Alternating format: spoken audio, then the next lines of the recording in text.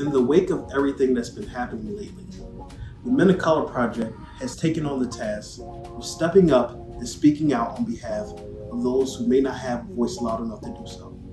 There should be a constant question burning in all attorneys' heads. Where are all the Black partners at? In the study by the National Association for Law Placement, it determined that at the partnership level, minorities only make up 9.55% of all law firm partners. And of that, African Americans only make up 1.9% of partners. In 2019, the ABA did a study on lawyer demographics. In 2019, minorities only made up 15% of the lawyer population, while 85% was white.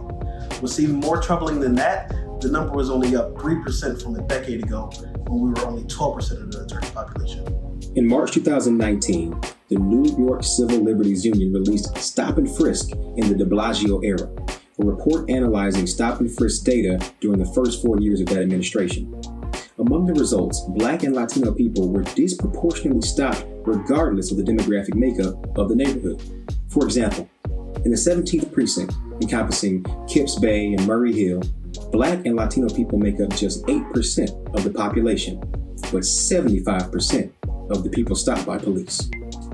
Based on a 2019 study conducted by the American Civil Liberties Union and the New York Civil Liberties Union, Black and Latino men were more likely to be stopped despite oftentimes no weapons being found. As we continue to fight for justice, a resource you can utilize is the Know Your Rights Camp Legal Defense Initiative. Their website is www.knowyourrightscamp.com/legal. Black people are 3 times more likely to be killed by the police than white people are. From 2013 through 2019, 99% of officer-involved killings did not result in an officer being charged with a crime. The problem of excessive policing of communities of color has extended even to the coronavirus pandemic. For example, during a 7-week period this spring, the vast majority of arrests in Brooklyn for violations of the social distancing rules were of Black people. Police enforcement of social distancing rules appears to have focused largely on predominantly Black and brown neighborhoods. And across the nation, we have seen a growing number of instances of police using excessive violence when arresting people of color for social distancing violations. Between 2014 and 2017, the NYPD used force on over 2,100 Black and Latinx people and over 2,200 white people. And even amongst those stopped, Black and Latinx people were more likely to have force used against them than white people. As an attorney and a man of color in today's society, it is my responsibility to encourage the community to be the change they want to see. We have to be the police officers to our community. We have to be the prosecutors in the courtroom. We need to take over the right side of the justice system.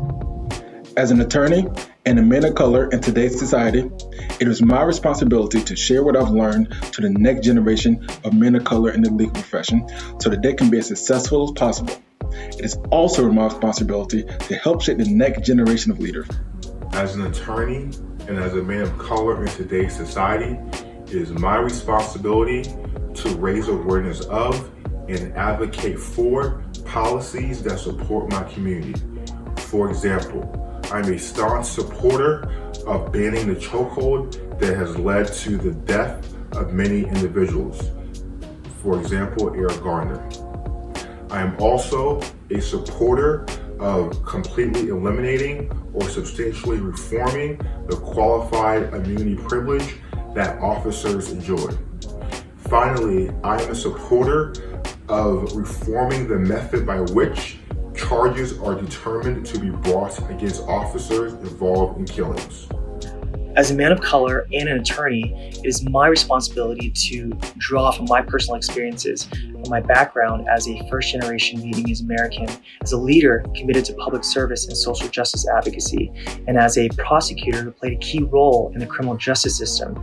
It is my obligation to draw from these experiences and to use my voice to educate and create opportunities for communities of color to feel safe and empowered to succeed.